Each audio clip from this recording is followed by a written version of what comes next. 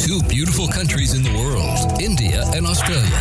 This is eCritCare Podcast about evidence-based critical care medicine, helping you to save lives. Here are thoughts on controversies in critical care. And now, here are your hosts, Dr. Swapnil Pawar from Sydney and Dr. Jose Checo from India. Welcome to eCritCare Podcast. This is our episode number 104. And today I'm joined by my co-host, Dr. Jose Checo. Welcome, Dr. Checo. Hi, Swapnil. How are things down in Sydney? Things are pretty good. Obviously, approaching to Christmas, so getting a bit busier in ICU. How's things in your ICU? We've been, as usual, not particularly busier this time. So, yes, Christmas holidays might make it a little less busy for us, maybe for the next couple of weeks, but we shall see how it goes. Yeah, that's good to hear. Seems like it's been a busy week with a lot of trials coming out after the intensive care meeting with ESICM. And I guess today we are going to do another journal club with very interesting randomized controlled trial that recently published in New England Journal of Medicine around early active mobilization in patients who are mechanically ventilated in intensive care. Few things around this topic. This is quite landmark trial performed by Anzik CTG and Carol Hudson and her group. The reason it's quite remarkable because the issue that has been tackled by the authors is quite important issue in intensive care unit. Now, approximately 13 to 20 million people worldwide receive treatment in intensive care unit. And out of those large number of patients, usually 40% of these patients end up in getting critically acquired weakness, either in the form of polymyopathy or polyneuropathy or combination of them. And the critical care illness-related weakness is usually associated with increased risk of death, prolonged hospitalization, and impaired recovery. And really, it's quite debilitating for patients to stay in ICU for a long period of time. It has got a significant impact, not just on the patients, but also on the family and their long-term outcomes. And usually patients who are in intensive care unit who are mechanically ventilated for more than 48 hours usually start developing this skeletal muscle weakness. And it's really exponential after that duration of mechanical ventilation. And the reason it happens is because of the disruption of myofilament organization, damage to the sarcoplasmic reticulum, and also decreased electrical excitability and mitochondrial dysfunction. And usually critical illness acquired weakness is multifactorial, and really little has been done in this area to find out what strategies can reduce critical illness weakness, leading to improved outcomes of patient intensive care unit. One of the strategies that has been proposed is early mobilization. So it doesn't matter whether the patient is ventilated or not, they need to get out in chair, they need to mobilize. And really, it's all about preventing that weakness and then obviously associated complications. There are very few studies or surveys which are done in the past. There is a study which was done in 2017, which was basically a survey of 42 ICUs, which showed that mobilization of patients who are mechanically ventilated occurred only in 32% of the ICU days. So only 1/3 of the ICU days when patient is in ICU, patients got mobilized into chair or outside bed. In 2016, there is another trial which was published, which looked at a similar group of patients, and the definition of usual care, where patient received some sort of mobilization, occurred only for 1 day of therapy during their entire hospitalization stay. Now, obviously, we are in 2022 now, and the practices have changed over the period of time, and we got better with our mobilization strategies and overall practices around physiotherapy in intensive care unit. So this TEAM trial, which stands for Treatment of Mechanically Ventilated Adults with Early Activity and Mobilization, tested the hypothesis that early active mobilization would increase the number of days that patients were alive and out of the hospital at the day 180, which is 6 months, as compared with the usual level of mobilization in the ICU in adults who were undergoing mechanical ventilation. So, Dr. Checo, can you please walk us through the methodology and the results of this landmark TEAM trial? Yeah, the TEAM trial was held from February 27, 2018 to November 19, 2021 across 49 hospitals in 6 countries, including Australia, New Zealand, Ireland, UK, Germany, and Brazil. Most of the patients, of course, came from ANZ. Patients were on mechanical ventilation, and the ventilation was expected to continue beyond the calendar day after randomization. And the patients were judged to be stable to enable mobilization by the treating clinician. They could be on a norepinephrine infusion of equal to or less than 0.2 micrograms per kilogram per minute, respiratory rate of 45 or less, and a PEEP level of 16 or less. So being on vasopressors or slightly tachypnic, high PEEP levels would not exclude them from this trial. Who did they exclude? They excluded patients who were dependent on activities of daily living in the month preceding hospitalization. If there were orders for bed rest, obviously they wouldn't be included. Patients with acute brain or spinal cord injury were also not included in the trial because they obviously couldn't be mobilized in this state. In the intervention arm, which is the early mobilization arm, sedation was minimized and physiotherapy was carried out in 1 or 2 sessions. The highest level of therapy was followed by a scale down in case of patient fatigue. So they did this based on a scale of 0 to 10, with 0 representing immobility and 10 for walking independently. And they attempted to mobilize patients to an ICU mobility score of 3 on the scale, which corresponded to sitting over the edge of the bed with trunk control, assistance by staff if required. And if they did not meet the criteria for out-of-bed mobilization, they received exercises on the bed itself. In the control group, usual care and the usual level of mobilization normally provided at each site was given to these patients. And both these groups were managed by a different set of physiotherapists if such staffing was available in the center involved, just to reduce the bias of the study. The trial protocol, be it early mobilization or control, was continued for the duration of ICU stay or up to 28 days after randomization. How did they calculate the sample size? Calculate the sample size, of course, you need the primary outcome. And the primary outcome that they defined was days alive and out of hospital at 180 days. The sample size was calculated for a 90% power to detect a 7-day difference in the number of days alive and out of hospital at 180 days with a 2-sided alpha of 0.05. And then they allowed for a non-parametric distribution and 5% loss to follow-up, which can happen in any study. So the number of patients was raised to 750. So what did they find? They randomized 750 patients as planned. The primary outcome data were available in 369 out of 372 patients in the early mobilization group and 364 in the 378 patients in the usual care group. Some of these patients could not be included in the final analysis because they had withdrawn consent or they were lost to follow-up. Patients were well matched at baseline. Approximately 62% of patients were on some dose of vasopressors, 22% were on renal replacement therapy, and 97% of patients were receiving some kind of sedation. So how did the groups differ in terms of the mean daily duration of active mobilization? In the early mobilization group, the mean daily duration of active mobilization was 20.8. Mean duration, standard deviation 14.6, compared to 8.8, standard deviation 9.0. So there was a absolute difference of 12 minutes per day more in the early mobilization group compared to the usual care group.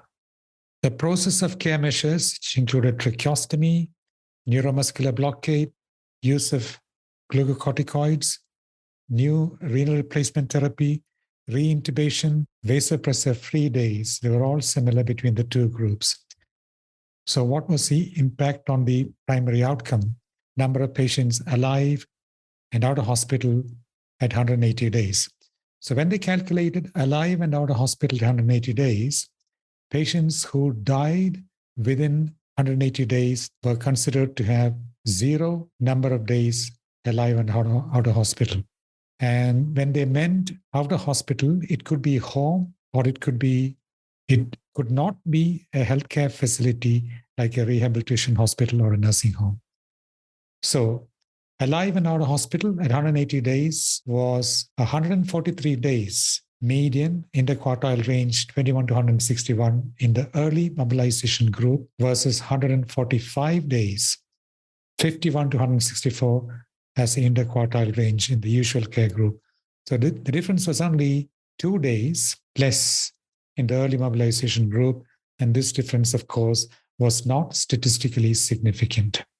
They looked at mortality at 180 days as a secondary outcome. 83 of 369, 22.5% in the early mobilization, compared to 71 of 364, 19.5 with usual care. Here again, the odds ratio was 1.15, confidence interval 0.81 to 1.65, the difference not statistically significant.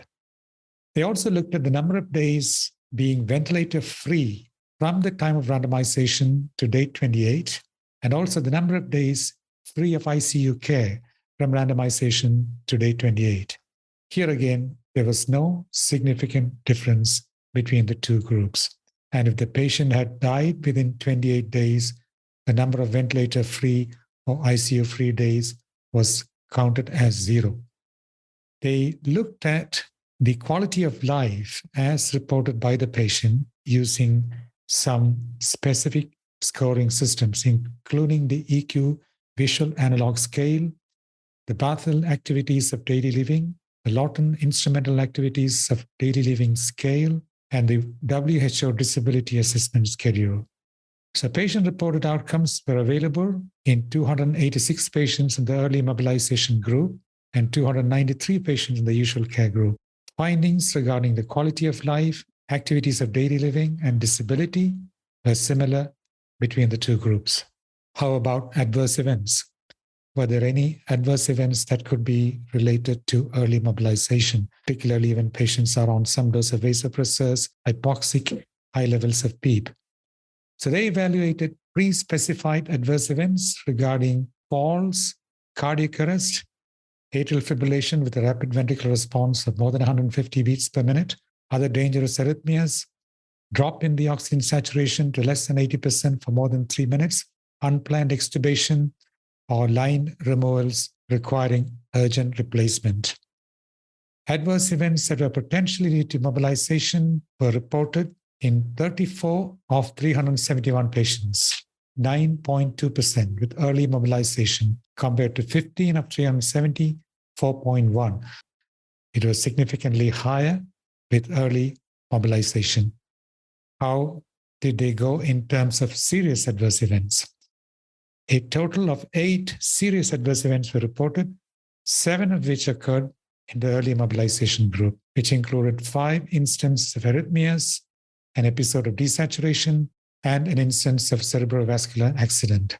Only 1 serious adverse event occurred in the usual care group, which was a desaturation episode. All serious adverse events required intervention. All of them reversed, except for the patient who had the cerebrovascular accident, who had persisting weakness. There were no incidents of falls, cardiac arrest, unplanned extubation, or line removals requiring urgent replacement in either of the groups. So the bottom line in terms of the findings of the study, an early mobilization of strategy compared to a usual care mobilization strategy did not result in a difference in the number of days alive and out of hospital at 180 days. There was no mortality difference at 180 days, and there was no difference in the number of ventilator-free or ICU-free days at 28 days between early mobilization versus usual care. The incidence of adverse events were higher with early mobilization. So that is the summary of the studies, Swapna. Thanks, Dr. Chakor. So I guess it's an interesting trial. And I guess before we dive into some of the limitations or one of the strengths of this trial, I guess it's very important to understand the context of this trial by looking at a consort diagram. The inclusion criteria and exclusion criteria when you're doing any randomized controlled trial are quite strict. And that obviously reflected on the exclusion of patients on this consort diagram. So even 10,828 patients were assessed for eligibility. Almost 9,376 patients were excluded due to various reasons. Out of that, 4,500 patients were excluded due to acute brain disease. Again, it kind of highlights the limited population that we can assess for early mobilization, even after the very strict inclusion criteria in intensive care unit. And I think that's the challenge that we struggle with in most of the settings. The second important context and challenge is this is quite good for the rich countries where you have access to a physiotherapist who is dedicated and available in intensive care unit for a good amount of time to look after every single patient in intensive care unit. But if you do not have those resources, really it's kind of challenging for nursing staff to get these patients out when they are mechanically ventilated and also quite sick. So I think it's important to understand that context, because the external validity of this trial will depend on those available resources and how much physiotherapy time or funding that you have in your ICU. When you look at some of the baseline data, which is also quite well matched between the two groups, around 60% of the admissions in both groups were planned ICU admission after elective surgery. So that's very kind of neat population that usually should be mobilized in a day or two in ICU. And also another kind of major, another important context of this trial is this trial only looked at mobilization within ICU. So we don't know about the mobilization efforts for this patient outside ICU and whether this patient received any rehabilitation outside ICU or not. All patients received mechanical ventilation. Overall PF ratio was just about 200. And I guess almost 60% of the patient required some sort of vasopressor infusion. And overall Apache score was around 18, which is relatively kind of indicate that the patients were relatively sick. But obviously not terribly sick. And I guess most of the patients who are quite unwell were obviously excluded from mobilization. So most of the adverse events probably won't reflect what will happen if we start mobilizing patients who are critically unwell and then mobilize them early, and whether the complications will be quite higher. So even after kind of controlling a lot of factors or variables before selecting the patients for early mobilization, this trial did not show a difference in primary outcomes between two groups. Now, one can argue that how we define usual care in this subset of populations. And I guess that is quite evident in the table 2, where 73% of the patients in usual care group were assessed by a physiotherapist on a day of randomizations, compared to 86 or 87% patients were assessed in early mobilization group. So there is not a huge difference what usual care group received compared to early mobilization group. And one can argue that that's probably the major difference, I guess. And overall time spent in active mobilization per day in early mobilization was, according to me, was only 20 minutes compared to around 9 minutes in usual care group, which is not a huge time to spend out. So usually if you are mobilizing, understandably, there are a lot of challenges to mobilize somebody who is mechanically ventilated for at least an hour or two. But what we don't know from this trial, what is the ideal dose of early mobilization, which will be quite useful. So for example, if you take an example of proning, we know that 16 hours of proning will help us to reduce the mortality in patients with ARDS. Similarly, if we want to mobilize someone out of bed, we need to understand how much time do they need to spend in that kind of mobilization strategy to be effective and be really impactful in terms of changing the outcomes of the patients. And I think that part is really unclear after this trial. And probably this trial is the first step to achieve that. But clearly, based on this trial, we do not know what's the ideal dose of mobilization. This trial obviously comes with a lot of limitation. Obviously, this is an unblinded trial and in a very resource-rich country. So external validity can be a quite significant problem, especially the definition of usual care or access to the physiotherapy will be variable in different parts of the world. And I guess this trial was conducted over the period of time. So obviously the practices changed and the usual care obviously would have got better.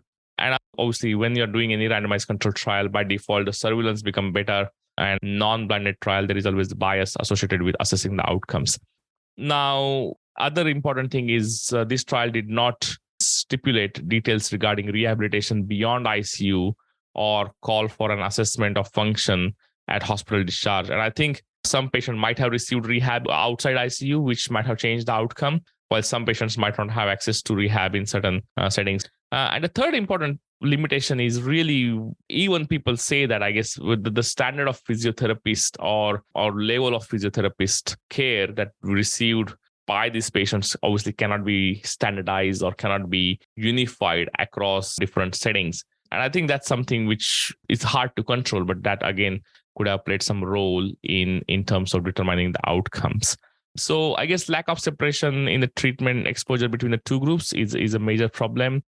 And what we really need to understand after this trial has really added significant knowledge to the existing information around early mobilization. So I guess it's still very early to jump on the conclusion that early mobilization is bad or it is associated with our adverse outcomes. So we should completely abandon this practice. That's definitely not the message that we should take from this trial. But I guess it clearly sends us the message that we really need to select our patients very carefully before jumping onto early mobilization. So these are my thoughts. What's your thoughts, Dr. Chacko? Yeah, Swapnil, it's a very important trial asking a very pertinent question in terms of management of ICU patients. The question as to how early should you mobilize and how intense should be the mobilization be. That did not come up with any definitive answer in terms of difference between early versus usual care. But still, it makes us think as to what kind of strategy we should be focused on in terms of mobilizing patients who receive mechanical ventilation. So, first of all, as you rightly mentioned, the usual care, what they describe as usual care, may have been close to, or there may not have been much difference between usual care and early mobilization in at least some of the centers, and this may have diluted any possible effect of what is described as early mobilization, because usual care was not really standardized across all the centers that were involved in this study. The second obvious limitation may be the difference in the number of days alive and out of hospital between the two groups was assumed to be 7 days in the sample size calculation.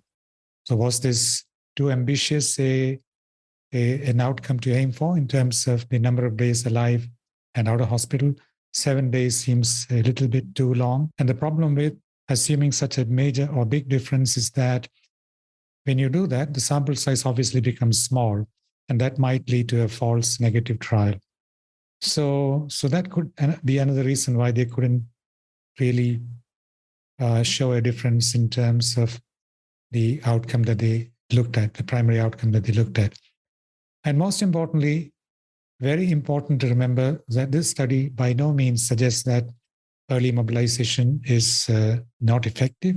It is just that comparison with another group with a slightly different mobilization practice was not different. That doesn't necessarily mean that you should not mobilize your patient. Of course, you should. And you should mobilize them as early as possible. And the other thing to look at is the type subgroup of patients who would require earlier mobilization compared to other specific subgroups, which also requires further study. So it's a very important topic. I suppose not many studies done in this regard, and perhaps this gives us opportunity to look at more detailed studies, especially involving subgroups of patients in the future.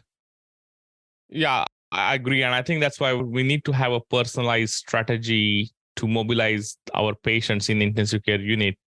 And also we need to have expertise of senior physiotherapists available for particular group of patients who needs early mobilization or who will benefit from early mobilization. So I guess one of the drawback of these kind of trials, when they are classified as a negative trial, people kind of look at the conclusions and then say, okay, so early mobilization is not effective. Let's not do it in our patients. And I guess that's one of the problem with these kind of results. And again, this result, as you rightly say, it could be just a reflection of two groups which are very similar, and then there was no difference between the two groups. And that doesn't mean that the intervention was not effective or was inferior. And I guess as we have improved our intensive care practices over the period of time, early mobilization or mobilization of ICU patients has become the part of the basic intensive care treatment that every patient should receive in ICUs in any part of the world. So again, when we interpret this trial, we just need to be cautious about not discarding this intervention completely from our treatment strategies. And in fact, we should still encourage to get our patients out of bed and keep moving them so that they do not suffer from critical care induced weakness. And obviously that will benefit to improve the outcomes. Totally agree with you, Swapnil. It's a key aspect of intensive care to get your patient up and moving as early as possible. And this study should not be interpreted as being not in favor of early mobilization. That's correct. So thanks, Dr. Chacko, for your time. I guess we'll be back in fortnight's time before the Christmas with another episode with probably more trials to discuss. So till then, goodbye and have a nice time. Thanks, Swapnil. Thanks, everyone, for listening in. Goodbye and until next time. Thanks for listening to eCritCare Podcast. If you like what you just heard, we hope you'll pass along our web address, www.critcareedu.com.au, to your friends and colleagues. And please leave us a positive review on iTunes. Be sure to check out our archive section on our website for previous podcasts. Check us out on Facebook at Critical Care Education. Join us next time for another edition of eCritCare Podcast.